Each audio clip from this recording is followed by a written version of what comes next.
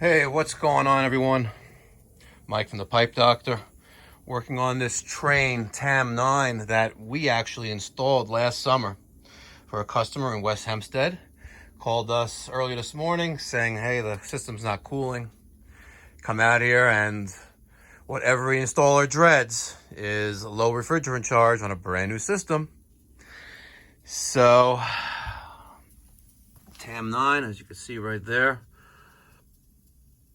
And we have a leak right there. You can see it spitting out the refrigerant. Look at that. And the nitrogen.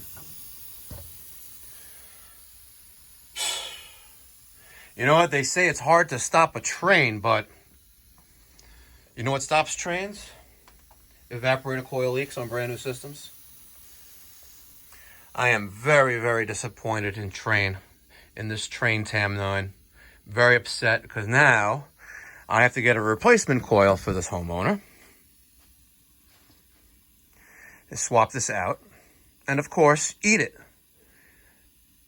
You know, because that's what a good reputable contractor will do. Eat the labor and get the customer up and running again as quickly as possible. See that, Steven? Oh, shit. They say it's hard to stop a train. I don't know about that. I don't know. That's generally why we put it in carrier systems. I know you guys, some guys have feedback on everything. Oh, trains are great, carrier's great, or train is shit, carrier's shit, or get a Bosch IDS 2.0. We haven't done one of those yet. No. 11-speed system, but this is very upsetting. Very, very, very upsetting. And I have to break the news to the homeowner.